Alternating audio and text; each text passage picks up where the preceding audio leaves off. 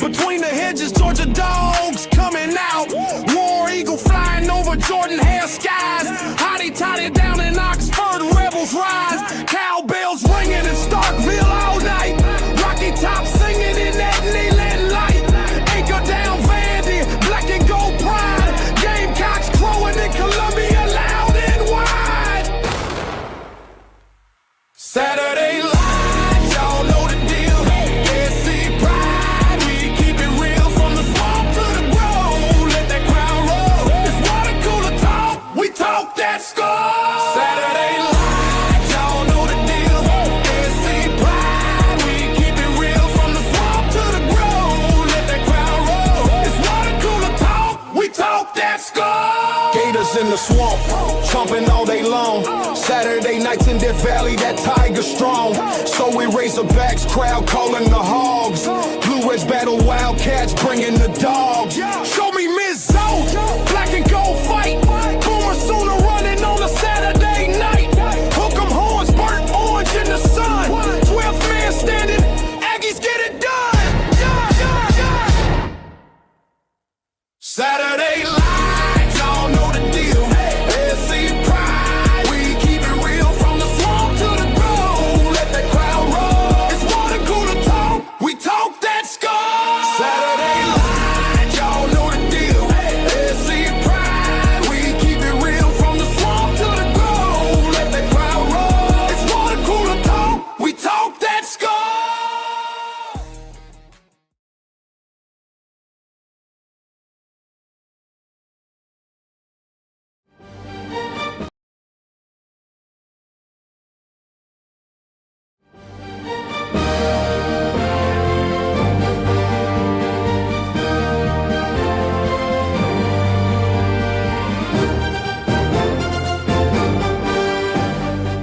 Welcome to this presentation of Water Cooler Talk Sports.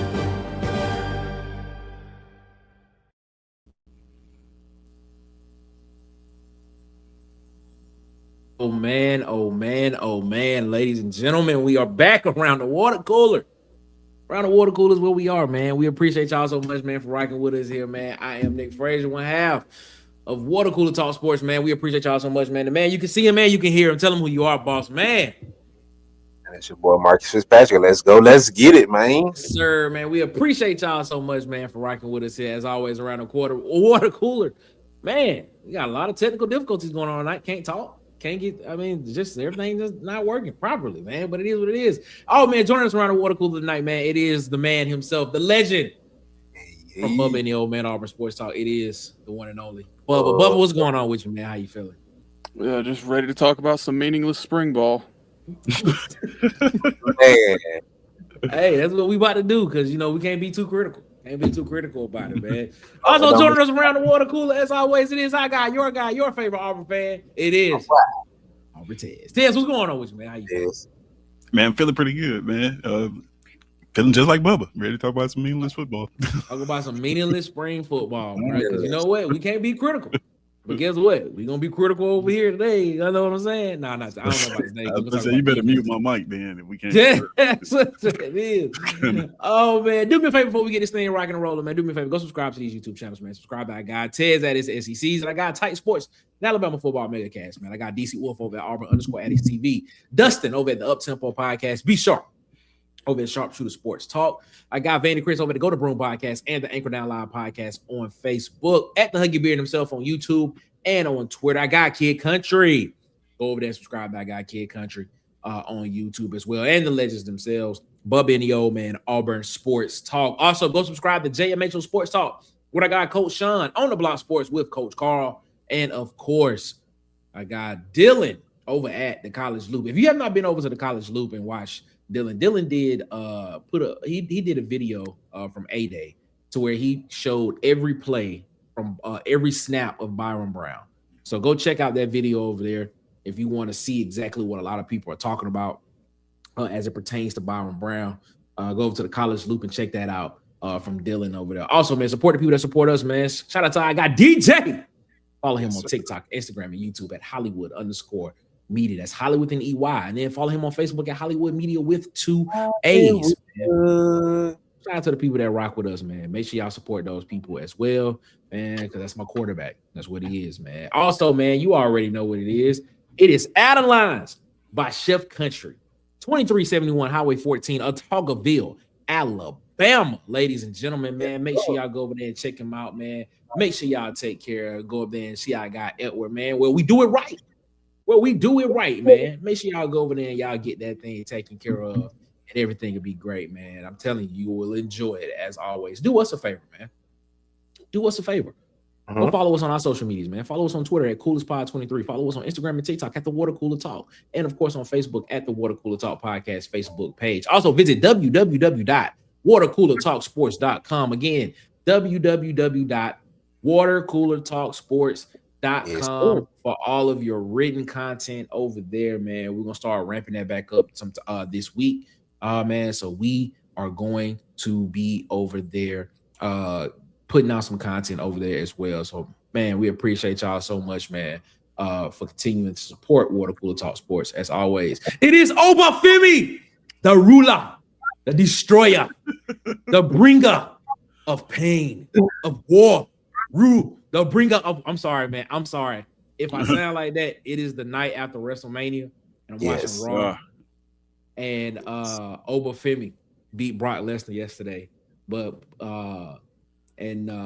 yeah, kind of happy about that one. I'm mad about some other things. Mad about some other things, like Jay. I heard Brock Lesnar retired. Apparently so. Yes. Normally, when you leave your boots and stuff in the ring after a match, you normally retire. But nah, Jade should have retained her title. Jade should still be the women's world champion. But hey, it is what it is. But Obafemi, the ruler, the destroyer, the bringer of war. That's his name. What's Brock Lesnar's finishing move name? The F5. F5. Yeah, I saw him get up from that. And he got up from it. Obafemi got up from that. Yeah, Obafemi is that legit. And then he gave him the fall from grace. It is what it is, man. The ruler, the destroyer, the bringer of war. Obafemi. Y'all, man. Crazy. Crying and stuff. Let's get into this Auburn sports talk, man. Man, okay. So this, bro, I'm telling you, so far I'm pretty sure a lot of people have watched a lot of Auburn content regarding this. But before we get into that, I did not shout out the chat, man. Shout out to our guy Rodney Williamson with the 1999 super chat. What's up, my guy? Rodney Williamson, man. Black Magic Racing in here, man. What's up, man? How you feeling? Hope you're feeling good. Shout out to everybody else that's rocking with us in the chat as well, man. I got at the Huggy Beard himself. What's up, man? King Richard rocking with us as well. What's up, King Richard, man? And the insider in here rocking with us. What's up, man? How you feeling? Big Sarge rocking with us as well. What's up? Like it is. How you doing, Big Sarge? There he is, Mike McKinney. What's up, Mike? How you feeling, man? AD4L is in the chat. What's up, AD4L? How you feeling, man? The weakest link is in here. What's up, man? How you feeling? Five Adam already telling us we're gonna go 6-6 because Byrum Brown looked trouble. He already telling us we're gonna go 6-6 because Byrum Brown looked trouble. That's what he said. That's what he's telling us. You know, it is what it is. Not Byrum Brown. James Barnett is rocking with us. We made it. I was about to say, wait, Byrum Brown rocking with us. I was about to say, what? Oh my God. James Barnett, what's up, my guy? Thank you so much for rocking with us as well. Hey, Miss Parker. She rocking with us around the water cooler. What's up, Miss Parker? How you feeling, man? Hope you're feeling good. I hope you're feeling great, man. Hope everybody's doing well around the water cooler with us as well, man. We appreciate y'all so much, man, for continuing to rock with us. Hey, UTJ. What's up, man? How you feeling, man? How you feeling? Speaking of Hey, Miss Parker, did y'all see the remake that the Rams? The Rams did for that. Yes, No, I didn't see that. You need to yes. go check that out, bro. Because they got Chris Tucker's son and they got O'Shea Jackson Jr. And they basically did like a mini remake of. What's your opinion Friday. on that? I thought it was. Can I I get thought your it was. opinion? I thought they need to figure out a way to like put that in production. Because I thought It's like it was a short. It's a short. Yeah. It's probably all of like 5 minutes long, if that. Okay. Yes. I gotta check that out. I thought it was pretty good. Or maybe it was just a nostalgia talking, and I was just like, it was good. But I was like, man, that was actually pretty good. They had Terry Crews playing Debo. So Oh, wow. So it was cool. All right, let's get into this. Let's get into this conversation, man. Let's talk about this Auburn football, man. What did you call it, Bubba? What is it called? Meaningless spring ball. Yeah, let's talk about this meaningless spring ball that happened this past I hope people are getting the sarcasm in us saying that. This past weekend. Defense, man.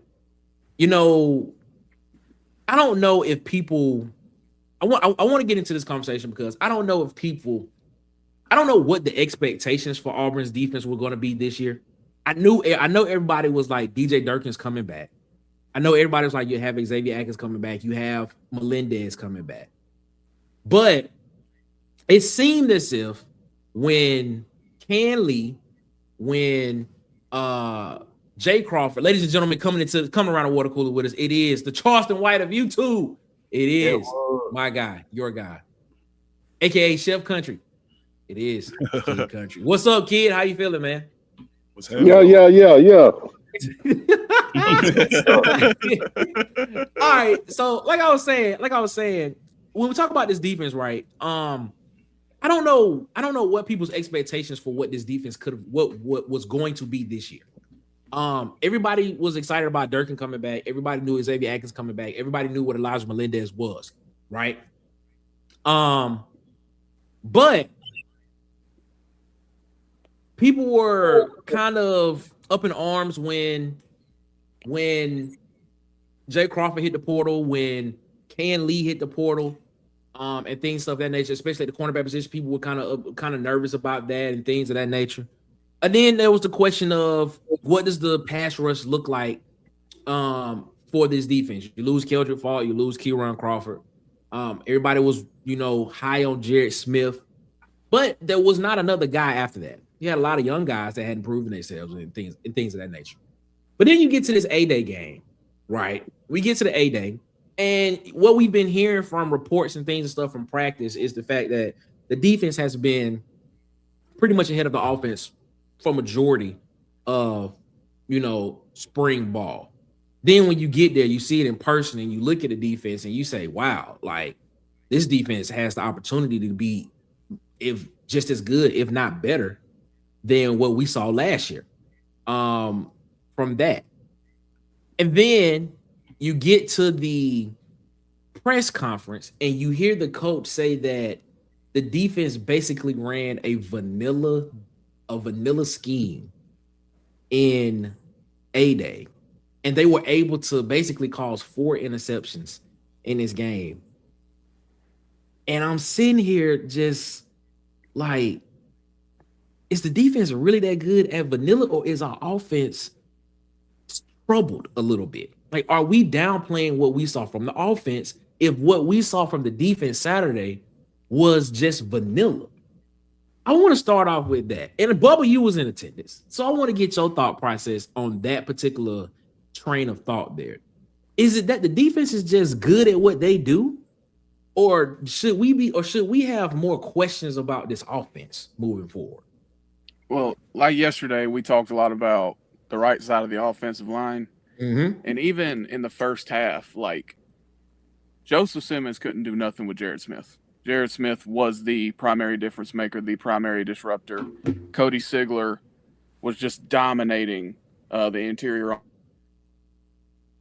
the right side. So I really think that if we can't pass protect, that will be the reason. And Saturday we showed, even though we were in the right spots and we're picking everything up, and I don't know how you can consider it vanilla when at least 20% of the defensive snaps they were throwing out fire zones. But with our offensive line even being assignment sound, if we can't pass protect in one-on-ones, it's going to be trouble. So I think it's a little bit of both. Like, the defense is obviously great. Like, we're not as good in man-to-man as we were last year, but we're much better in zone from what I saw Saturday. Like, we are much better in recognizing and picking things up in zone. But, yeah, I think it's a little bit of both. Kid Country, your thoughts on that? Like, do you when you hear Golesh say that what the defense did was basically vanilla, and then he comes back and says that, well, he didn't think Byrum saw it great today, but then you look at Tristan Tia, you saw what Tristan Tia did in the offense, and some people would say that the offense moved a little bit better with Tristan Tia out there just because of the fact that he was a little bit more accurate with the football. Thank you. It was coming out. I don't know why I do that. But then he says it's vanilla, but then you look at the guys that's supposed to be the starting line. I mean, the what they put out there, what was considered to be the ones and twos. Are you in agreement with that? Do you think that it's more of the defense being that good just in base, or should we have more concerns about the offense? I think the defense is solid. Solid. Okay. Yes, I think the defense is good. Okay. I say it that way. You had an offense that was still learning. This might be the only time I ever say this. Shout out to Hugh Freeze. Let's not forget, there's a lot of talent on the defense. A lot of highly rated guys on the defense. Not so much on the offense. When we talk about star rating on the defense, you got a 5-star edge rusher. I'm mistaken, Warmack might have been close to a 5-star when he came out of high school. At one point they had, even though he didn't play, Riddick was a 5-star. You got Fagans was a high 4-star. Reynolds was a 4-star. There's a lot of talent on the defense, man. There's a lot of talent on the defense. And, I'm curious to what changes have they made on defense for that to be vanilla, and you didn't really.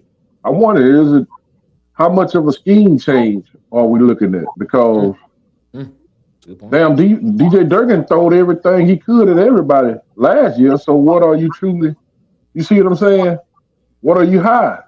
So that I'm more intrigued when he say that was the base defense. Damn, if that's the base defense, I'm intrigued about what's in store. I think the offense will look better as the fall come along. But those defensive linemen that you have, I don't think you have an offensive line, a complete 5, you know what I mean, to match up with that type of defensive line right now. Like we talked about last night, I think there's some holes there that gonna have to be filled. But I'm not gonna say this the 85 Bears defense, but this defense gonna give a chance to win a lot of games. Okay, solid defense, solid. So you think, okay? So based on that word, like I'm taking that word solid that you use. Shout out to Connie, man. What's up, Connie? How you preach? What's going on? So you use the word solid. So are you saying that you think this defense is a step below from what you saw last year? Yes, but not. Yes and no at the same time. I say it like this. It's hard for me to say. It's hard for me to say yes because I didn't see Harris, Sylvester Smith, or Champ Anthony in this defense. You see what I'm saying? So those guys, we all know those guys. That's 3 dogs right there that didn't even play. And Riddick, you know what I mean? That's 4 dogs that never saw the field on A-Day. I think, when I say solid, I'm not looking for a drop-off from last year.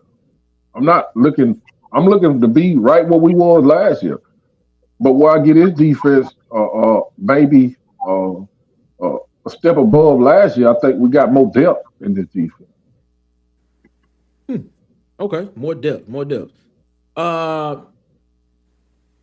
Tez, take a crack at it. Your thoughts. Man, I'm gonna go. I agree with what Elvis said. Uh, I'm gonna go full out, bro. I think this is a great defense. I think they were a solid defense last year.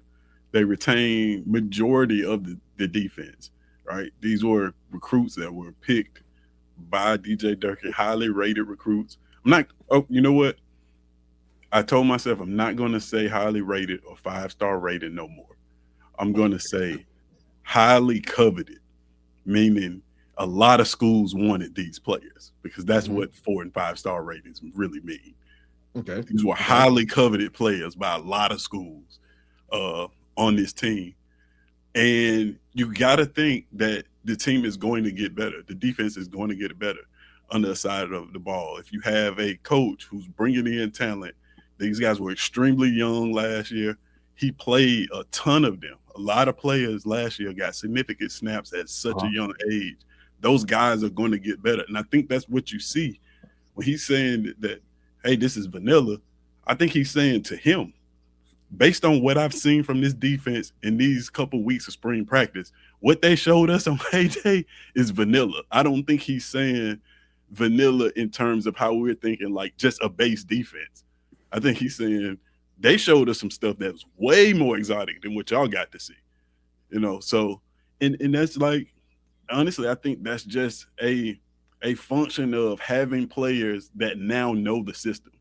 Now you can be more creative. Now you can do a lot of different things on defense that you probably wanted to do last year. But like I said, they were young and coupled with the fact that your offense was struggling. So you really had to play a lot of bend, don't break defense, so to speak. But I think, man, I'm super high on this defense because continuity is a buzzword I've been using a lot this offseason, and they have that.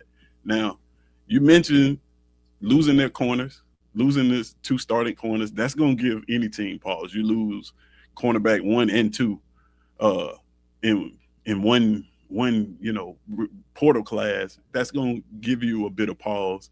And Malik blocked and leaving, of course, that gives you some pause too. But you look at how they replace those players. And then still added depth. Like Edward said, there's a much deeper team on defense. So I'm saying all that to say, like, I think it's still a bit of both. I think there is some parts of the offense that just still need some fine tuning, right? Like this is a new group of players. Some of them came from USF, but collectively as a group, they're a new bunch, right? So you still have to fix your tackle situations, figure out how that's going to work. There's still some growing pains that come with putting that together, and I think you saw some of that coupled with playing against an amazing defense, right? Like I said, I'm willing to say that this defense, projecting in my mind right now, is a top 3 defense in the conference. Should be. But yeah, I think it's a bit of both with a heavy lean on this defense is pretty damn good. Marcus, for what you've heard, and I'm pretty sure from what you've seen, some of what happened, you think of what I'm pretty sure you've watched a lot of what has been said about A-Day since it happened, right? And I'm pretty sure you've heard that the defense was what it was. They're saying there probably was not much of a drop off. What some people would say, and things and stuff of that nature. Some people may feel a little bit different about that and things and stuff, but it's not far off from that thought. With Golesh saying it's vanilla, and Ted just gave a great explanation of what vanilla probably meant. It was vanilla to them because they've seen it so much during camp. But to the fan would be like, well, if that's vanilla, you talking about a base defense. What some people saw, they're basically saying that didn't look like a vanilla. So if that, like to the fan, if to the average fan, in your opinion, what do you think the ceiling for this defense is? The floor and the ceiling for this defense is based on what you've heard and kind of what you've kind of seen. from what people have been saying so far about it after what just happened this past weekend. The ceiling is they could be the best defense in college football. College football, not the conference, college football. Man, you seen what they did last year. Like, outside of when he moved to head coach, they were arguably one of the best defenses in college football through that stretch. Like, the drop off became when he had to take over for Hugh Freeze. That's when the defense started suffering. But outside of that, it's just the question marks that we had to answer this spring. I think we answered a lot of them defensively. So I think the ceiling is we could be the best defense. The floor is like Bubba said, the not being able to cover in man coverage. They could come back and bite us later on in the season, and not having a defensive line presence probably could come back and bite us later on in the season. But as of right now, man, we good defensive wise. Like, I can't really say nothing bad about my defense after spring. I don't feel like they really was tested enough, honestly. Whoa, wait, okay, hold up. Whoa. Wait a minute. Wait, hold up. Wait, that just, I don't know if you, okay, wait. Because you just introduced a whole nother situation. Hey. So you just said that you think the defense wasn't tested enough this spring. I don't feel like it was tested. That's why a coach can say that we seen a vanilla defense, because they didn't have to they didn't have to get fancy because of the reasons why it was said. We watched the defense that only really had to plug in a few pieces, go against the offensive line that lacked chemistry completely. And we brought some USL pieces in because they've been in the system, and we expected guys to be in the system to look better, and they didn't. And it's kind of hard for offensive lines to make that adjustments from conference to conference. But we all looked at it, we were like, all right, they've been in the system. Let's see what they got. So we seen what they had against real SEC defensive linemen who came back another year in their defensive system, and they really didn't get, like, you let a player get a forced fumble and an interception from defensive end. Well, it was okay. Well, to that, I think that was a screen pass. That was a screenplay on the Jared Smith interception. So he just kind of stepped in the lane of it. So he was kind of unblocked in a way. So to your point there, I get where you're coming from, but you got to put it in the context of what the call was as well too. So because the first play of the game was a screen. It was a tight end screen to Jake Johnson as well. So if they would have intercepted that, we have said that same thing there as well. And if I'm not mistaken, the play before that interception, Byrum Brown scored, but that was actually a called screen that Jared Smith was not supposed to be blocked on, from what I'm seeing. So I get what you're saying. But I also want to push back on you on this as well too. When you look at, like, I think you went directly to the line of scrimmage, directly to the trenches. You went directly to the offensive line. But that's the problem. But what about the skill position guys? I mean, it seems as if those guys are faring just well against guys that was in his defense last year. Somebody was about to say something. I think I was talking over. Who's about to say something? Nobody? I think it was an echo. Bro. Oh, it was an echo. Okay, never mind. But yeah, what about the skill position guys? Like, what would be your point to that? I specifically said offensive line though. Yeah, I know that, but I'm asking you the question. What about the skill position? Skill position wise, I think it was said on the episode yesterday. Those guys have been showing up even when they played at USL. They were getting positioned against Alabama DB, so they were capable of hanging in the SEC last year at USL. It's just you got to put the ball on the money.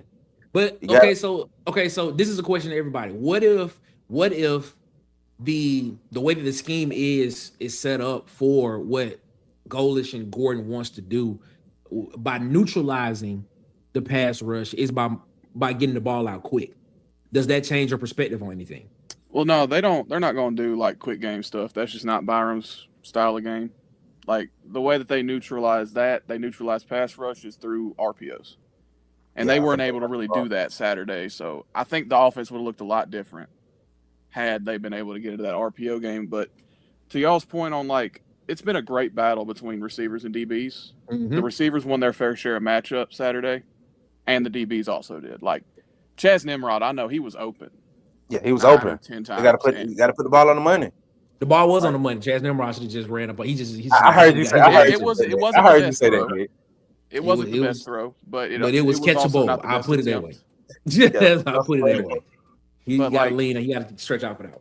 Like Brian Williams, even he got he won a couple reps as a true freshman. He won a couple reps, and he also lost a couple reps where he got bench pressed into the sideline. So, like, that's, I think, the most competitive groups against each other. Okay. Go ahead, Tiz. You about to say something? Yeah, I was. Man, I think it what the difference is like. Remember when I made the statement about development and seeing a path to the field? Yep. It's so prevalent right now. Golesh and the offense haven't had an opportunity to do that yet. Like, not to the degree that Durkin has. Right? When you see a Jared Smith making a pick six in a spring game, it's like Jared Smith is a great player. Now there's a path for him to get on the field. Elijah Melendez is a path for him to get on the field. Like, these players that they were high on, you see them playing now. They're getting their opportunities to play. I don't think the offense has necessarily gotten the opportunity to do that because they came in and they had to plug so many holes just to begin with. No matter where those players came from, you had to build an entire offensive line, like in its entirety, which you probably would have had to do anyway. Maybe, I'm not sure, but like, you had to build an entire offensive line. We look at offensive line as one group because we want them to play as one, but that is 5 individual players. As far as I think that's just what you saw. You just saw one side of the ball that's still trying to get to a place where the other side of the ball got to last year, and now the defense is compounding on that.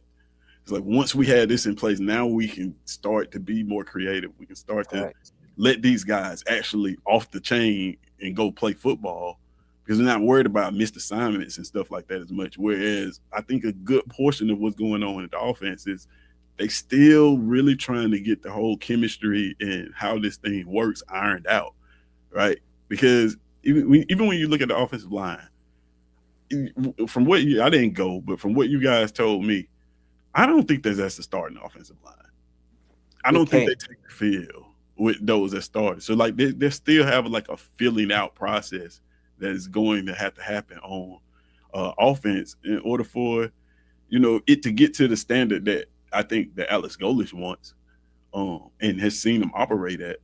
So I think that's the vast difference of what you see and going on is like one side of the ball has just, like I said, the bulk of them in at the most important positions. You got to think about it. They did have to replace corners. They had to go find a 3 tech, things like that. Some linebacker depth, of course, but this defense depends highly on safety play.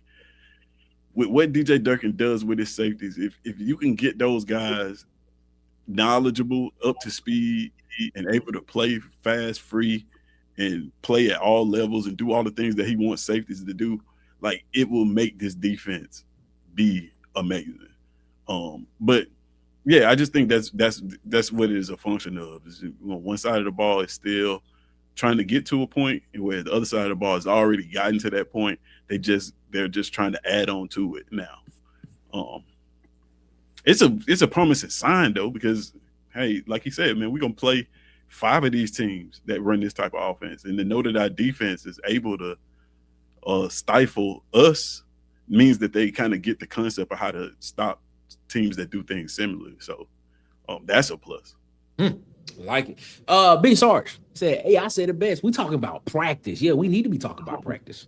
That's what we need to be talking about. You know, I'm just saying, we got to, man. He come back and say, man, I'm most concerned about the right side of the O-line only. Man, people got mad at me yesterday for saying that, but okay. Five Adams said vanilla defense that trouble the offense. Okay. Bit of broken English. I think he missing the S on that. Yeah, he was. Auburn Dad said, man, the tackle were hurt. Wait. Big the tackle were injured or recovering some line going to be okay. We got depth. I think he's good though. Yeah, like okay. To speak about this, I want to speak about this briefly. I hope Stan Ramil is what they believe he is, because if he is, then that is a major upgrade for the offensive line. Now, me personally, I have my concerns because I do know I go off of what's on paper and what's factual. Stan Ramil in the past 2 seasons that he's been at Michigan State has only played in like 14, 15 games. He's very injury prone.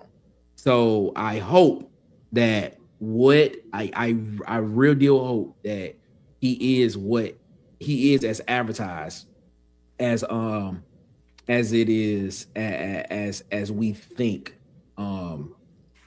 he could be. In that opinion, man. Ms. Parker said, man, hope D wasn't vanilla. Hope D wasn't vanilla. That sounds good for the O. So yeah, to Ted's point, I think maybe Coach Golesh was saying it was vanilla to them because of what they've been seeing all spring. So maybe that's what he was trying to allude to. Because that's not what he said though. That's not what he said though. What? No, we know that's not what he said, but we just he said it was vanilla. Because it was some things that they put in on defense that he didn't want to show. That's what he said. That he didn't want to put on tape. Yeah. Okay. All right. Gotcha. Let's see. James Barnett. He said, fellas, I don't understand why people are down over a couple picks. I guarantee you that every QB started in a spring game threw at least one pick or made a mistake. Should they all not start? Just saying. Who said that Byrum shouldn't start? Who said that? Yeah, I knew I said he shouldn't start. No, I think Arch, to your point, I think Arch threw 4 of them, right? He did. Well, I mean, that's just Arch. At this point.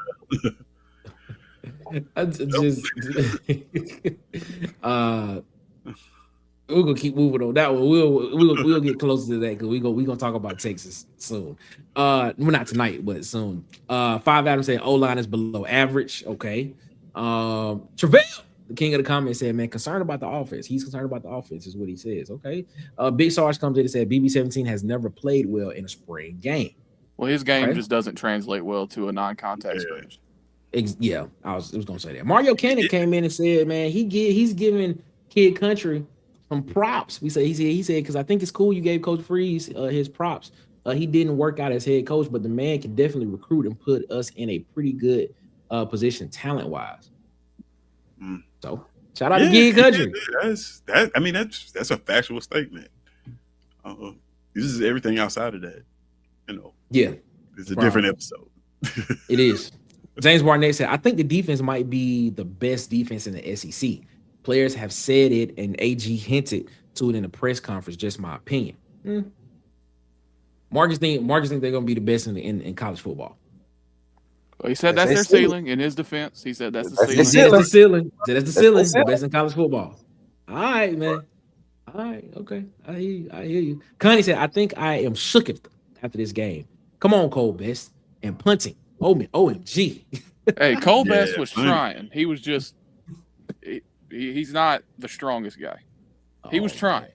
He was trying. I get it. He was trying. He did his best. I know who was trying to do their best and wasn't. It was still getting whooped. I'm not gonna call no names. I kind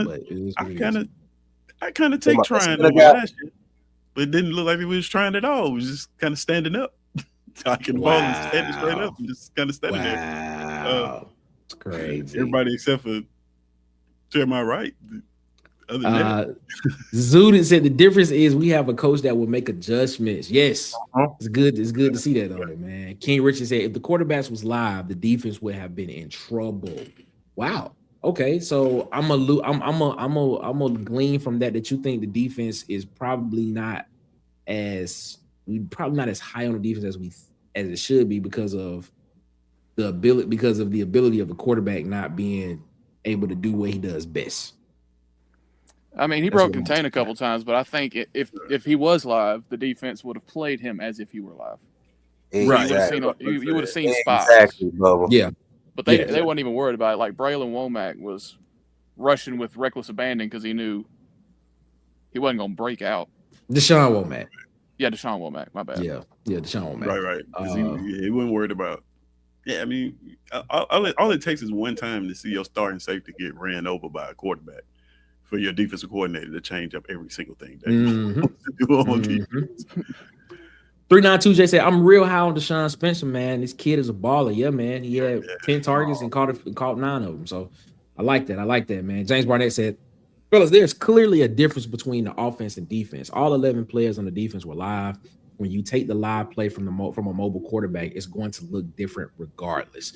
I understand exactly what you're saying, but I stated this earlier. I said I think the problem is I think people were looking at Byrum Brown to see exactly what he could do with his arm in this situation. Because, like, to your point, when you do take away what he does best, you want to see what else he has that he can do, you know, at a good level. Which is the reason why when you saw Tristan Tia come in the game, the offense looked like it moved a lot better. To me, at least it did, because of the fact he was more accurate with the football. That's just how I look at it. And he also made a lot quicker decisions. That part too. He made a lot more quicker decisions than normal, because you can look at you can look at some of the plays with Byrum Brown. It was one read, and if it wasn't there, he was pulling. You knew he was going to pull the ball down and start running. You knew it. If you're a defensive coordinator, all you doing right now is you saying I'm gonna make him beat me with his arm. Yeah. After watching that, I'm gonna make him beat me by passing the ball. Well, defense coordinator's been trying to do that for 3 years with him. I'm not saying that it would be insanely effective, right? But that's why I said what I said yesterday. Is like, bro, like he's not going to be. I would have loved to see him progress as a passer in the spring game, and maybe he has. Maybe he just didn't get an opportunity to show that in the spring game, right? If you got a coach telling the defensive coordinator to keep it vanilla because he don't want to show everything, then who's to say that he didn't? You know, I mean, just he kept some stuff in his pocket for the spring game offensively. You know, maybe we didn't see everything there either. But what I'm saying is, like, that is a concern. I mean, I'm not saying nobody said I think that Byrum Brown is not the guy or anything like that. You know, this is that part where when Nick said earlier that, you know, we can't be critical. Right? But so I don't want nobody to take this the wrong way. But like, the reason why I said what I said yesterday is because when you look at the Miami game, when he had 13 carries for 2 yards, they only scored 12 points. That is an example of a team that did not let him run the football. And he did not look particularly good passing the ball, except for what he was able to do with Chaz. Chaz Nimrod had like 128 yards in that game. He was able to connect with him, but not to the tune enough to win the football game. So I personally would have loved to see Byrum Brown take a progression as a passer. He's been in the system, so it's like, what is the part of your game that you have to get better at? We know you can run the football. You probably could do that in your sleep. I would love to see the skill set of him being able to take the next step as a passer. It's hard for me to say whether he's done it or not, because this is the first time I'm really to see him in it, right? Other than football games. Yeah. So like I wasn't a USF fan. I don't know much about Byrum Brown other than what I've seen on tape and from what his time at Auburn. So I don't know. This may be better than what he was last year at this point. It could be. I have no idea. But that's why, you know, there's a little bit of concern there from the standpoint of, okay, he wasn't live. Sure, I get that. But he's not going to be able to run around on every single team that we play. Exactly. He's going to have to use that arm to win some games. Now, granted, I get it. If he's able to run, it does still open up. It makes passing the ball easier, right? You run him out on bootlegs and stuff like that. It makes him, you know, passing the ball a lot easier for him. So I get that point of it, but still, I want to see, you know, maybe you have to make the quick decisions like Tia made in the offense. Maybe you have to get the ball out extremely fast. Maybe you have to do some things that you haven't traditionally done as a passer. And that's what I would would have loved to see from the spring game from him. But again, like I said, maybe he just didn't show it. I don't know. I agree what with you 100% on that, Tez. Because what if he get nicked up and he can't run as effectively as he wants to? He got to rely on his arm. Then what? Is it? I mean, I don't. Here's the thing. All right, let's interject here. Big Star said this. He said Brown had 2 seasons with over 3,000 yard pass. Let's be honest about this. Let's be honest about this. The reason, the thing is, we did not. People are upset about it because you didn't get it. You didn't see it on Saturday, or Auburn fans to get a chance to see him do it consistently on Saturday. In a situation to where you knew that the defense knew that the biggest thing that you were going to do was going to be the thing that you do best was taken away from you. The defense, I think people are just kind of upset that they didn't see it. I think he can do it. I think he can do it. My thing is that what I always say about like quarterbacks that always do well at the next level in college, in the NFL, are quarterbacks that can always make that 12 to 18 yard pass, the intermediate pass consistently. They're gonna always have a job in the NFL. I'm not sitting here saying that I don't think Byrum Brown can do it. I just think people just are upset they didn't see him do it Saturday. Is what it is. And to to the point of what you said, Tez, maybe it was something that was just that the offense then put out, that they just kept in their back pocket as well. And just the same way we were saying about the defense being vanilla. Maybe it was something that the offense was keeping in their back pocket as well. Maybe they didn't want to put something out there on tape either as well on the offensive side of the ball to show it. Maybe they were just keeping it vanilla too. Now that's not what was said. I'm not saying that's not what was said. But the thing is, like Sakani just put it in the chat, he can do it and he has done it. I think people are just upset and just mad that they didn't see him do it Saturday. But you saw Tristan Tia come in and do exactly what you thought Byrum Brown was going to do. You get what I'm saying? Yeah, because to me, go ahead, Tia. Well, I'm just about to make a quick point. I put it like this. I look at it in the same vein, and I see people in the chat. He threw for 3,000 yards. I get that. I'm not saying that the kid can't throw the football. What I'm saying is I look at it like Arch Manning threw for 3,000 yards. Arch Manning has deficiencies as a passer. But we know that a lot of those passing yards were not air yards. Well, so were Byrum's. So Exactly. That's what I'm saying. What do you think about that's what I'm saying? It's like Byrum Brown is about to get ready to do some of the same things by design of the offense. He's gonna throw the ball behind the line of scrimmage a lot. Like I'm not saying that he can't throw the ball. He's not gonna rack up his yards. This offense is a yards magnet. Everybody, listen. There's gonna be so many offensive records broken this year. Like I've already, the tight end record is gonna fall. I don't even know what the tight end receiving record is, but I would bet about that 350 yards. I bet that's gonna fall, right? So I'm just saying, like the yards are gonna be there. But what I'm saying is, like, in the same way that I was talking about the Arch Manning thing, is Arch Manning was a 3,000 yard passer. He accumulated a lot of yards. He also threw the ball behind the line of scrimmage a lot. You know what I mean? So they're like, yards don't necessarily tell the story. Shedeur Sanders threw for a lot of yards, high completion percentage, threw the ball behind the line of scrimmage a lot, right? So that doesn't really tell the whole story. And what happens in football games when you get in the red zone in critical moments, you can't throw the ball. They're not going to want to throw the ball behind the line of scrimmage from the 12-yard line. I need you to make a pass down. You know what I'm saying? I need you to throw this slant. I need you to hit this receiver back in the end zone. I need you to throw this wheel route. I need you to throw something. You know what I mean? In that what Nick is saying, that 8 to 10, that immediate range, like that's why quarterbacks do well in the NFL, because when it comes to the red zone, those are the throws that you have to make in tight coverage. You can't take the top off the defense. You have to make that. And like, to your I'm not point, saying that he can't do that. That's what I'm saying. No. To your point, he did it. He did it. Okay, he didn't do it multiple times Saturday. He did it one time for a touchdown, but it was called back because of a penalty. Well, that was a one replay. It was a one replay, but he pick play.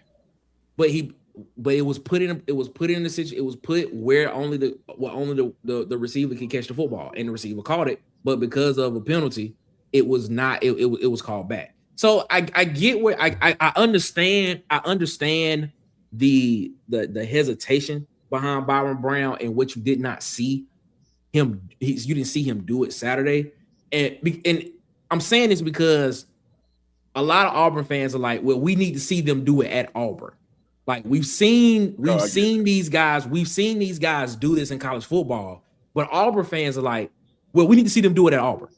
You know what I'm saying? Like we need to see what they did other places here at Auburn. And I'm like, okay, fair statement, because it does seem like when certain people get to certain places, when certain people come to Auburn, they forget how to do certain things.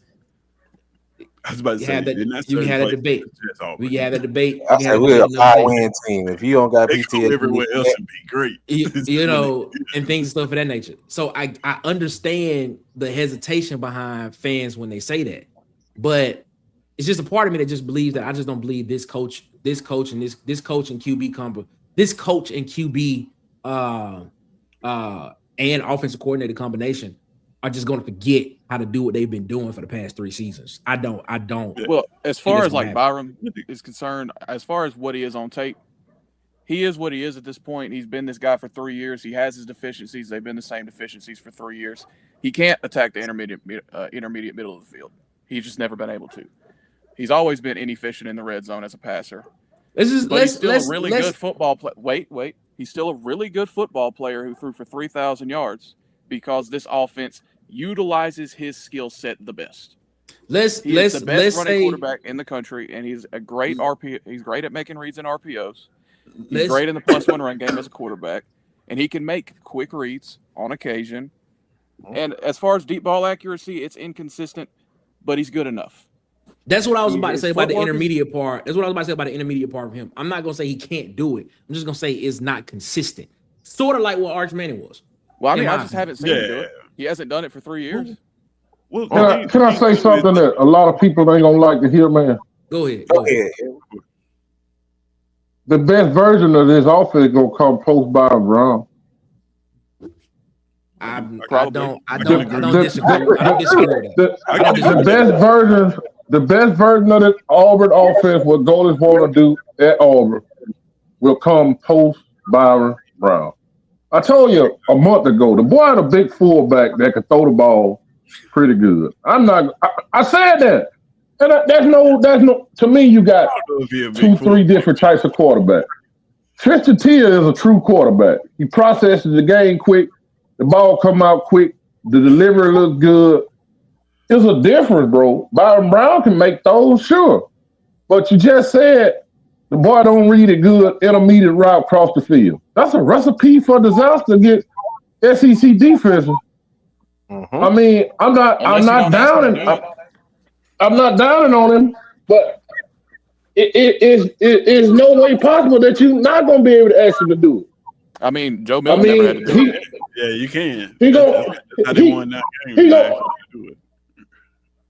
So not asking him to do it, man, y'all coping bad. What the hell I want a quarterback that can't make. I mean, I get that. I get what y'all saying, but listen to what you're saying. I got a quarterback that I don't trust to make intermediate and across the middle of the field throws. Defensive coordinators know this. That's not a recipe for success, bro. You're not going to be able to do the same thing. You're not going to be able to do what you did at UCF, at UF. He's going to have to make those throws. But when you look why in the hell would I want a quarterback that couldn't? Hold on. No, I get what you're saying. I get what you're saying. I get what you're saying. But when you look at what this offense did last year, the throws he was making were literally 0 routes, comeback routes, and literally 9 routes, and like some post routes. That's really it. So he really wasn't asked to like kind of make those intermediate throws like that for real. Those passes. Byron is a guy that kind of just get the ball in the vicinity. These passes gonna have to be pinpoint accurate, bro. here's the thing. Like I can't. I pointed out that that this may be a concern with Byrum Brown, but then in the same breath, I can't say that. One of the things I love about Alex Golesh is he does the thing that we complain about other coaches doing. I'll give you an example of what I'm saying. You get let's say Jackson Arnold, for example, was here, right? Jackson Arnold's greatest strength, I think everybody would say, running the football. Probably should have ran them a little bit more, right? And what we always ran 4.63. Yeah, well, it didn't. However many yards he ran for, you know what I mean? But what I'm saying is, like, we get on coaches when they ask players to do things outside of what they are good at, right? So I can't knock them for just saying like, oh, he's not good at this thing, so let's go on this other strength. So when we get in the red zone and we running a heavy dose of read option, you know, you see those tight ends start to load up out there, and they try to get into the red zone through other means. Everybody would be pissed is if we got in the red zone in a big game and he dropped Byrum Brown back and on to throw some dig route in the back of the end zone over the safeties, and then it got picked off. The first thing we would say is, why you even asked him to do? Why you just didn't run him? Yeah, you already know he can't make throwing the that. ball right there. Right. So that's what I'm saying. I don't think it's that big of an issue. Now, when we talk about going to the next level of NFL, you're gonna have to make them throws. You can't disguise it that much. But at this level, you can't. It's advantageous to a coach, and that's what I think Alex Golesh is good at. That's why I agree with you, Edwin, when you say the best version of this offense is yet to come, because he's going to get more talent, and that talent is going to have different skill sets, not even just from the quarterback position, just everywhere around the board. Like, he's going to be able to recruit. At USF, he was able to recruit his guys, but he wasn't able to pick from the most talented group. Now he's going to be able to recruit his guys from the most talented groups. And when those guys have different skill sets, he's able to, you know, unlock all parts of this offense. So that's why I agree with you there. But like, to ask him, like I said, man, we would be pissed. I'm telling you right now. If the Georgia game, if he go down there to Athens and we got an opportunity to win that game and we in the red zone and they call a dig in the back of the end zone, and he drop back and he throw it and it's inaccurate and he get picked off for 6 points and we lose that game like that, the entire Auburn family is gonna say, why in the hell they let him throw that football? To your point is, I'm gonna say, I say this. To your point, I agree with what you just said about the fact of them basically doing what Golesh and them want to do to a quarterback's ability, because Jordan Gordon said it in an interview. He was like, we're going to tailor the offense around what the ability of a quarterback is. He said that. He's already said that. So I don't expect them to do that. You know, I expect them to do that. Yeah, I don't expect Golesh and the offense coordinator to do that. I'm not expecting them to ask him to do something new now. I'm expecting them to say, yo, bro, your superpower is running the football. So we're going to find a way to get the ball in your hands, because you are a third, you will be a second or third running back in the backfield with the other running back or other two running back that's in the backfield with them. So I'm not expecting them to be like, all right, man, we need you to make this 12-yard dig across the middle of the field. I'm not expecting them to do that. I'm expecting them to be like, we're going to run the football, we're going to get people out of position, and we're going to take shots down the field. And then we're going to try to get the ball out to the perimeter, to Keyshawn Singleton, to Deshaun Spencer, to Chaz Nimrod, and we're going to let them make plays. That's what I think that this offense is going to do. Like I said, I stated it before. I don't think that this coaching staff is just going to come in and start doing something different than what they know, when they've already said that they're going to tailor the offense around the strengths of what their quarterback is. Now, next year, if Tristan Tia is the starting quarterback next year, this offense could look different. It could look different from what we see this upcoming fall. But this fall, I expect it to look just like what you've seen from this Alex Golesh, Joe Gordon offense from the past 2 seasons. Just being honest. Yeah. Like I think that it's to y'all's point. They're not going to ask anybody to do something they can't do. Now, Cole Skinner's a whole other conversation where they're asking him to play football, where that's really not a strength of his. I think he should be more in the manual labor type field, maybe working in a factory. I don't know. But, like, that's the biggest point for this staff. The system they've been running for the last 3 years with Byrum is not the same thing they were asking Hendon Hooker to do, where Hendon Hooker is more of a true spread zone read. Just pull the ball. He can move a little bit. He's not an elite athlete the way Byrum is. They run quarterback power, quarterback counter with Byrum Brown. Mm-hmm. And I want to get on Big Sarge a little bit. I hope he's not talking about us, because I don't think anybody here is not a Byrum Brown believer. He dropped in the comment section. What is that? I must have missed it. What is he that? said BB17, still not a big fan. Oh, this one right. Love the fact that so many fans are non-believers. No one up here is a non-believer. No. Right. No, we all believe. Because going to what Nick was saying, like we all know how he's going to be used. Like, we're going to be a defense dependent team that we going to manage games, and he's going to run the football. And he's going to have times where he's going to make plays down the field, just like we asked our quarterback to do last year that he couldn't do. But we have a team now. We have an offensive system. We have a competent coach that can put us in position. Just imagine if we had this team last year with our defensive performance. I think we win more games. That's good. That's interesting, man. P-Pad said something that I want to discuss as well. He said if the secondary comes around, does Auburn win 10 games? And I had a questions lined up for this, because we talked about the interior of the defense line, we talked about the pass rush, we've raved about the linebacker room. But when we talk about the secondary on the defensive side of the ball, we talk about the talent there. We never really talked about like how good they actually can be. But what I did notice from the game is that when the ball is in the air, the secondary is attacking the football. If it's tipped up, they're trying to get the football. When the ball is in the air and it's going to a receiver, they're trying to attack the football and trying to get their hands on the football. So do y'all agree with that? If the secondary comes around on the defensive side of the football, Auburn could be a 10-win team. I think the secondary plays smart regardless, as what Bubba was saying earlier, that we sacrificed man coverage and got better in zone. Meaning now we're playing smarter football. We're playing more discipline and eye discipline football, because these guys have been in the system. When you play man, you got to be a special type of athlete. Like Jay Crawford, he was a special type of athlete. We might don't have those guys in the locker room, but we got guys who are intelligent and know how to read routes and break on passes, break on balls. That's wonderful to me.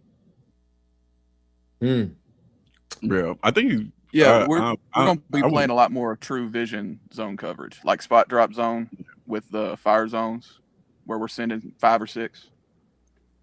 I would wonder if he's talking about the entire secondary or just the corners, because I feel that way about the corners. Like if Jay Crawford is at 10 and we got 2 7s right now, I think 10 wins is it's possible. Is what I'm saying? All I'm saying is I think people are gonna be pleasantly surprised by how good Andre Jordan Jr. is. I think he's a ball player. I think. They just gotta go watch the tape versus Marvin Harrison Jr. Say it again. Yeah, they just gotta go watch his tape versus Marvin Harrison Jr. Yeah. Right, Definitely. Right. Go ahead, kid. The biggest knock on the defense, what they gonna be, no doubt. I'm gonna be completely real with you. You know what scared me the most about the defense? Okay, what is it? This offense. I'm gonna go back to what you said. Yeah. If it doesn't look good in the first 3 drives, it's a long day for Auburn's offense. Yeah, that's what's stopping me from saying they could be the best in the country, because I think they're gonna have to be on the field entirely too much. You see it with these teams that like to go fast. If it's working, it's all good. If it's not, the quickest they going, you have a chance for your defense to be on the field, man, a long time. Especially in that first month and a half of the season, bro, when it's 100 and some degrees down on that damn field, man. That's not a recipe for success. So I'm hoping that this doesn't happen, but I've seen it happen time and time again to where you can have a great defense. Shit, by the fourth quarter, they wore down because they done had to been on the field so long. When the offense get in a situation to where it's stalling out, so that's what I'm looking for. I felt that way too, then, man. But then I started looking at the depth, and I was like, well, we have the pieces. Like we are able to rotate. I've said before, like our twos are starting defense. I think on defense, I think our second string defense could start starting outside corners, 5 SEC caliber starting outside corners. So if he plays with that healthy rotation, that'll help some with that. But to your point, if you're just giving the other offense cracks at your defense, eventually, they're gonna have some sort of success. Which is the reason why I think you saw this defense. Which is the reason why I think you saw these guys on the defense side on the back end be a lot more aggressive at trying to get the ball when it's in the air. Well, it's a possession battle. They're trying to get turnovers, right? They trying to, because they want to get the ball back in the offense's hand, because I do think that they know that there will be times in this season where the offense, it will sputter. It may be, the offense may have three or four back-to-back drives, and the offense has only been on the field for 1 minute and 12 seconds. Just because of how fast they go. Like I literally counted in between the time when the play ended, they spot the ball, and the time the ball was snapped, it was literally like less than 4 seconds that they would legitimately snap the football. Like that's fast. But that's fast. They're training to go fast. Like they're coaching how to get the ball to the ref. Like every single aspect of running plays fast, they're coaching these guys to do so. Like in the past, we just had Gus, who was not, man, I don't want to say this is a knock to Gus because I don't want that to start, but when Gus was doing this, he was just going fast. Like I don't think he was coaching these kids to like, okay, find the ref with the ball, hand it to him. You know what I mean? Offensive linemen, don't engage too much. Just get your, get the running back past you, and then hightail your ass to the line of scrimmage. Like they are coaching all the little parts to have this offense go fast. So go ahead. I know Ant trying to get something to say. I will say this though, Ted, before I let Ant go. When I played for Coach Slater, he played fast. When you coach and pace football, you got to coach all of that for it to work regardless. Ant, go ahead. Oh, I was just gonna say, but didn't we see that last year though? I mean, a lot of 3 and outs. Defense had to be on the field for a long time. Yeah. I don't think it'll turn it. I don't think it'll be that way this year, but there will be. If you really wasn't going fast though, it'll be about a half game more of that. So yeah, we wasn't going like plays we wasn't that, going fast. Like we were just going 3 and out. That's right. That's it, Bubba. That's exactly it. We weren't going fast. Yeah. Right, but it's still, that's what it was. I mean, it's still 3 and out though. Like that still hurt. Yo, those 3 and outs are different. Those 3 and outs are different to where when you got a 3 and out, but the offense on the field for a minute. But compared to this offense, if they go 3 and out, they only be on the field for like 18 seconds. Yeah, it ain't even gonna matter. We talking about 3 and outs. They could drive the ball down the field on a 45, 50-second drive and score a touchdown. You have to bring the defense right now. Very true. Well, I think this defensive group, the best way I can compare it to anybody is like that 13 group where it didn't look the best on the stat sheet, but they was getting crazy turnovers. So basically, you're saying this defense is going to be Tennessee last year. Yeah, like they're going to force turnovers, they're going to wreak havoc, but they're going to give up explosives from trying to play so exotic by trying to create negative plays. So it may not look the best. So we may be 35th in the country in total defense, which is still good enough to win. But the turnovers will ramp up. So this defense is going to look like Tennessee last year then. Yeah, all those Tim Banks groups at Tennessee, except the Nico Iamaleava year, that's what it's going to look like. Which makes sense why Tim Banks is on this defensive staff. Wow, Golesh is playing chess with us, man. He's playing chess. Man, it's almost like Durkin been playing in the play with this offense since he got here. Well, like I mean, that's kind of what Freeze pitched to him. I'm with you, Ted.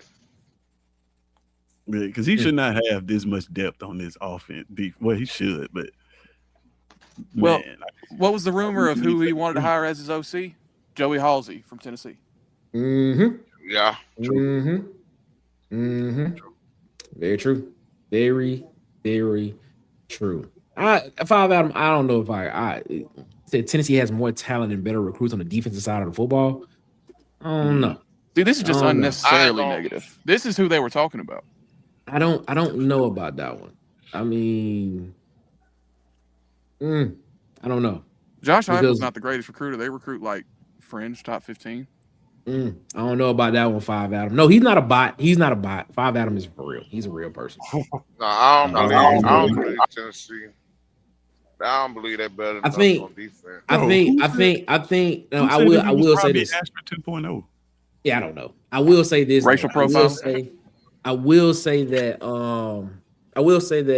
Jim Knowles bringing in, some coaches with him from when he was at Ohio State and when he was at Penn State.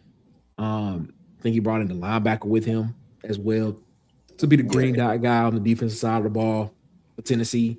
And then you bring back Aaron Carter, who had originally decided to go into the draft, but came back out to come back. I think I'm Jim Knowles is one of the better defensive coordinators in college football. So I expect Tennessee's defense to take a step this year. But talent wise, man, I would put Auburn defensive talent. I put it up against any team in the country. And we'll have to make an argument to. I'm not saying to say Auburn will win every category, but Auburn's defensive talent is there. With some teams in the country, and Tennessee is one of them where I think Auburn probably edges them out, in my opinion. When you get to that, because when you look at the interior presence of what Auburn has on the defensive line, definitely when you look at the linebacker core. You look at the safeties in particular. You say something. When you get the cornerback, you can probably have a discussion there just because you haven't seen Andre Jordan do it. Just because you haven't seen Andre Jordan do it in the SEC yet. But I'm telling you, I would put it up against some guy, and I already know I would take our front seven over Alabama's front seven right now. Oh yeah, that's not even really close. Jermaine Mims. I'm just letting you know. Now I give Alabama the secondary. I got some dogs in the secondary, but the front seven, hey, give me Auburn. But I don't think they got a corner like Andre Jordan though. Dijon Lee? So you don't think Dijon Lee? Well, Dijon Lee, man, Kane Womack. I think he got robbed for that Arkansas job. I thought he should have got the Arkansas job, but him asking Dijon Lee to play man coverage at 6'5" is just wrong. He shouldn't do it like that. That's a good point. James Barnett said, "Can anyone name 3 defenses that are better than Auburn's defense in the SEC?" 3? Well, I think there will be at least 3 that put Georgia. up better numbers, but I think Auburn's definitely a top 3 group. I think Auburn's top 3 Talent. group. Georgia. I think Georgia has some pretty good. I think Georgia's front seven is going to be really, really good this year. Bro, I think because they have the same thing that we have. They have a bunch of young players that are coming back. Yeah, it's almost identical. I would go Georgia. Oklahoma for sure. I was gonna say Oklahoma. Oklahoma lost linebackers, bro. They lost some linebackers. I mean, they got Owen Hennick coming back. Doing a great job. They lost Samuel Omasingo. Kip Lewis is back. So yeah. Were they able to get the transfer to Georgia edge back? Or did he have to go? I know who you're talking about. No, Marvin Jones? I think he ended up going to Miami. Gotcha. I think he ended. No, my bad. That's the wrong guy. That the guy I'm talking about, he left Missouri. So to your point, I don't know about Marvin Jones. I look him up. But the guy I'm thinking about is the dude that was at Missouri. He ended up transferring to Miami. So no. But they do have David Stone back in the middle of that defense. Oklahoma does. I saw Big Nasty say Alabama, LSU, and Georgia. I don't think LSU's got a really talented edge group. Like they got the Umami Yellen kid, Yeah. but they're LSU small on the inside though. They are. You know, they lost Patrick Yeah. Payton. They lost Harold Perkins Jr. They lost Mansour Delane. Like LSU lost some stuff, man. Like don't get it twisted. Like keeping Blake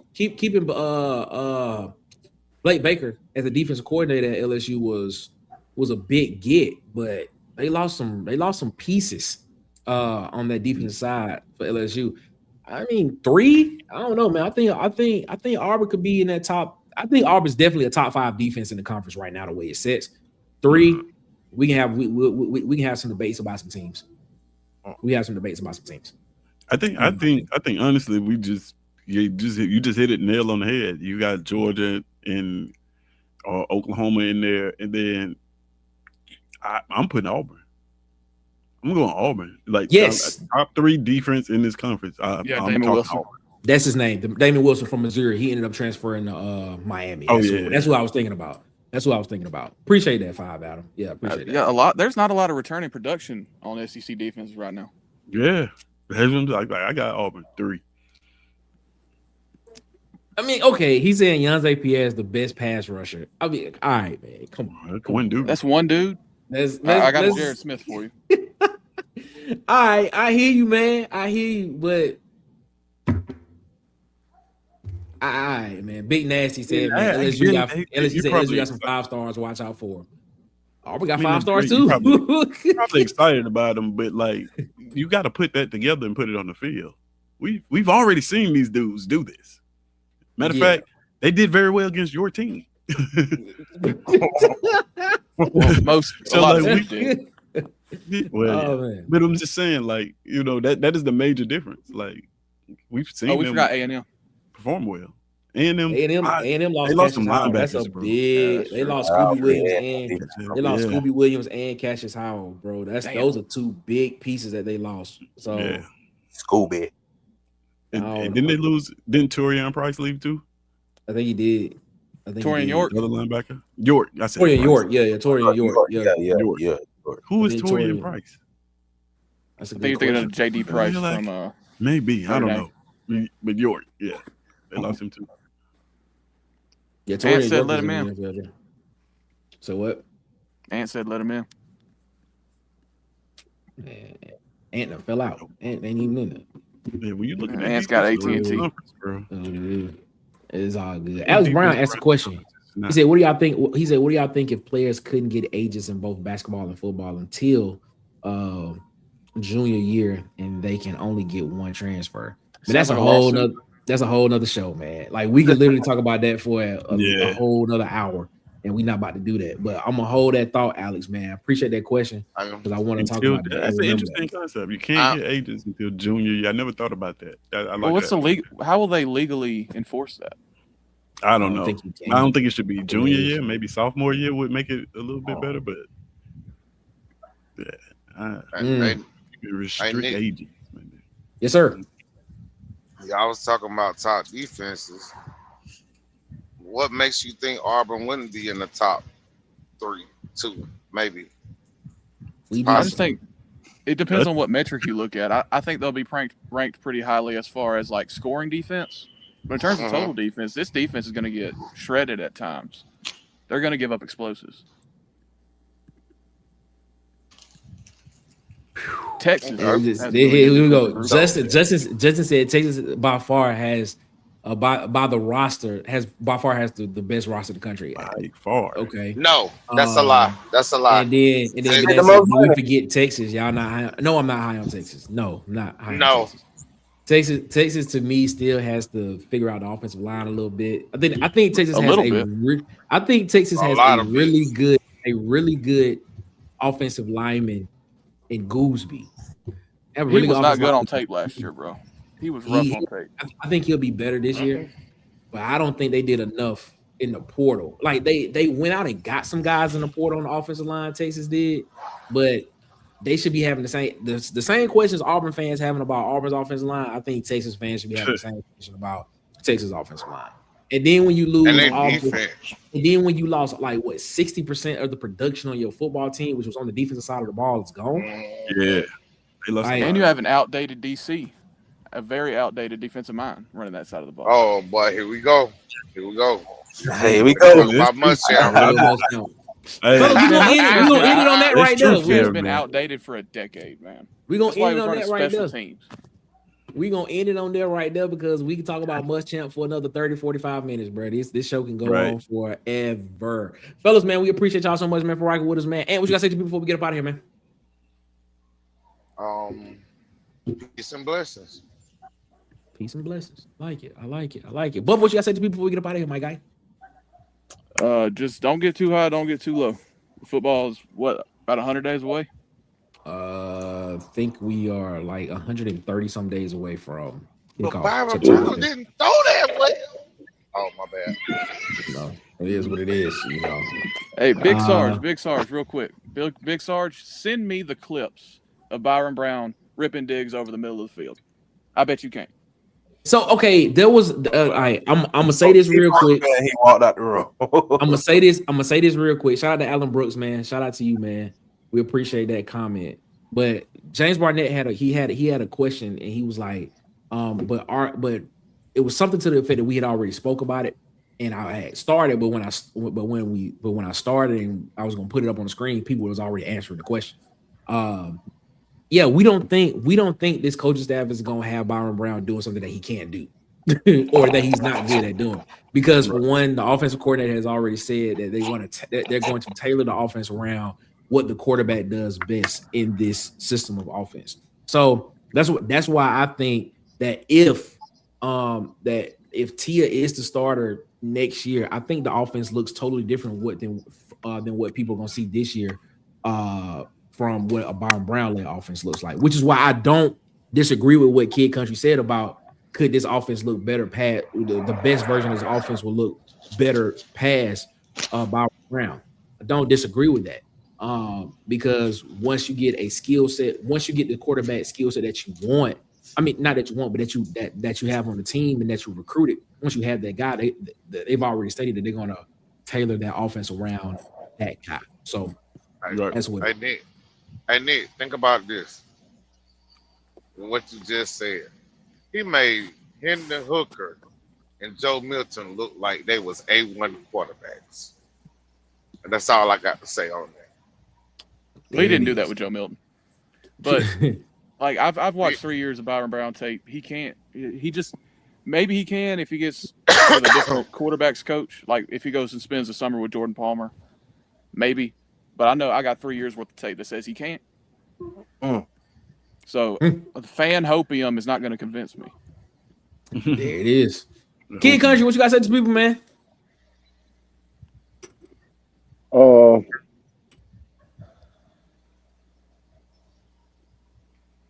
Give me a second.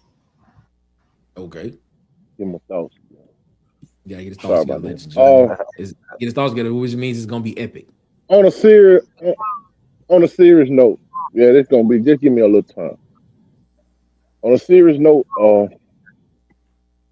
sadly to say, I'll be stepping away from doing any kind of podcasting or call-ins on any kind of Auburn show for a while. I kind of wanted to get through the spring, you know what I mean? But sometimes life is way bigger than Auburn football. And right now, you know, I'm dealing with something, my family dealing with something that I wouldn't wish on nobody. Yep. Understandable. So, Understandable. I just don't talk for, I'm the leader of my village, man. I'm the leader of my village, man. You know what I mean? Same way I can come on here and talk football and people listen to me, the elders in my family respect me. The elders in my family stop and listen when I talk because I asked God for the wisdom of Solomon, and he gave me so much. But sometimes life happens. And know what's coming up with me, family, you know, God had told me to be the leader of my family. So like Golesh said, when he talking about leadership, I'm good for me. You see what I'm saying? But I'm not in the place mentally where I need to be for everybody else. Makes sense. Makes So sense. there's some things that I'm just sustaining away from to get myself in a position to be what I need to be for everybody else in the upcoming months. Because I know I got to be that person. You see what I'm saying? So that's Mm-hmm. why I say I'm stepping away from a while. And it got nothing but love for everybody on the podcast. I'ma still be listening. Who's to say? I don't know how long it's gonna take me to get to where I need to be. You know what I mean? I might be back next week. I don't know. But I'm just really stepping away from things, man, to really put God, my business and my family. I got to put them right now. I got to center all my attention because, like I say, I got a family that's really hurting right now. So, Mm-hmm. you know, God had chose me the one to be the one to lead them in this situation. So I got to go down in the rabbit hole and spend some time with God and get what I need to be what I need to be when it's time to be what I got to be. You see what I'm saying? So Mm-hmm. nothing but love. Y'all got my number. Y'all free to hit me up anytime. And don't make no mistake about it. I'm good. But just like I was saying about Golesh and the team, see, when we talk about football, we just can't apply certain things to football. I can't hold Cole Skinner accountable if I'm not holding Edward accountable. See, being elite has nothing to do with football. See, I walk what I talk. I walk it just like I talk it. I just don't come on here and judge nobody. I'm a real king in my village. You have some people come on here and accuse players, not y'all, but Auburn fans in general. I'm finna go deep with you now. See, some of y'all are knock Byrum Brown for missing a pass when you don't even take care of your own children. Be a leader in your village. Be respected in your village. See, I can talk it like I talk it because I'm a king in my village. We can't hold Cole Skinner accountable for missing blocks when you don't even treat your wife halfway right. Be a leader in your house. Be elite in what you do before you point the finger at anybody else. See, that's why I am where I am. I wear this on my sleeve. I just ain't an Auburn football talker. I'm real in every aspect of my life. I'm elite. I'm an elite son. I'm an elite father. I'm an elite church member. I'm an elite friend. So I can relate to that word. But as always, kid out. Y'all boys have a good night. Shout out to the one and only Take care, Elwood. aka Kid Country, aka Chef Country, aka Charleston White of YouTube, ladies and gentlemen. Kid Country. Tez, what you got to say to people before we get up out of here, man? Man, how am I supposed to follow Yeah, I that? just gonna say, I was saying he didn't come that way, Go bro. kick it over to me. Yeah, Tez, how you man, everything else was said. Follow me is SEC season, bro, and that's pretty much it. I don't have much to add to that, man. I think enough was laid out. Oh man, y'all funny, man. Y'all funny, man. I mean, Oh man, sheesh. it's all good. It's Facts. all good, man. Straight facts. Mark, what you got to say to people before we get up out of here, man? And just like Ted said, man, y'all be blessed, man. Catch us Wednesday, bro. That's it. We'll be Be back. who you say you are is what I got to say. That's what that Be who you reminds me. say you are. That's what you got to do. Be who you say you are. That's it, man. Be who you And say raise you your are. kids. And raise your kids. Yeah, apparently. If you have kids, raise your kids, man. That's what it is. Take care of your kids. Be the king of your village. That's what you got to do. Be the king of your village. That's what it is. Oh, man. All right, man. Before we get out of here, man, I always got to do it, man. Make sure you subscribe to these YouTube channels, man. I got Ted's at his SEC season. Tight Sports, Alabama Football Megacast. I got DC Wolf over at Auburn_Addicts TV. Dustin over at the Up Tempo Podcast. Be Sharp over at Sharpshooter Sports Talk. Vandy Chris over at the Go to Broom Podcast and at the Anchor Down Loud Podcast on Facebook.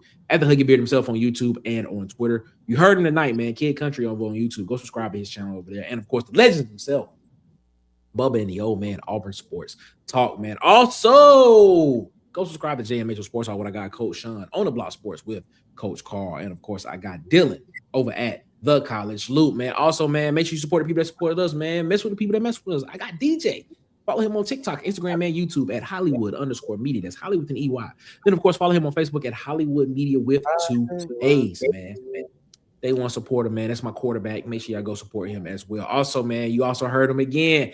Adelines by Chef Country, man. 2371 Highway 14, Otagoville, Alabama, where we do it right. We will be there October 17th, 2026 for the Auburn versus Georgia game, man. Stay tuned for more details as those details are to come soon, man. So make sure y'all are in the place for that. Hey, if you want to go up there before we're there, man, take a day trip up there to go see I got Edward, man. Chef Country, man. Adelines by Chef Country, 2371 Highway 14, Otagoville, Alabama. Also, man, do me a favor, man. Go subscribe to our social medias, man. Subscribe to us at CoolerSpot23 on Twitter, at The Water Cooler Talk on Instagram and TikTok, at The Water Cooler Talk Podcast on Facebook as well, man. Also, visit our website, www.watercoolertalksports.com. Again, that's www.watercoolertalksports.com for all of your written work over there on the website, man. We're gonna be expanding the website soon before the season start. We got some good things that's gonna be coming to it.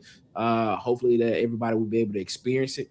But man, we're gonna have a great time over there. So visit the website, www.watercoolertalksports.com. Ladies and gentlemen, man, as always, man, this has been a great show. We're gonna get out of here. We'll be back Wednesday, 8 p.m. Eastern, 7 p.m. Central.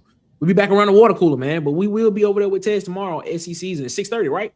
6:30 tomorrow.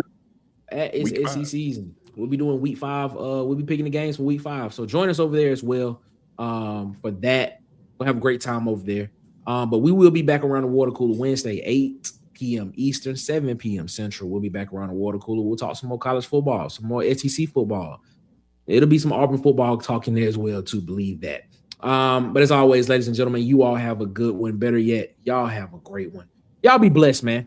Make sure y'all give the man upstairs above his, because he deserves all the praise and all of the glory that he does, man. And until the next time we see you, man, Martin wrote these words on the wall when he walked out of the apartment the last time for the Martin show on the last episode. You know, that last episode was kind of weird too, because Pam actually kissed him on the cheek. That was just weird. But he wrote those words on the wall, and those words were these. He said, "One love." Ladies and gentlemen, we'll see you when we see you. We'll see you when we see you. And hopefully when we see you, will be Wednesday, 8 p.m. Eastern, 7 p.m. Central, around the water cooler. Y'all be easy, man. Y'all be blessed. Stay safe.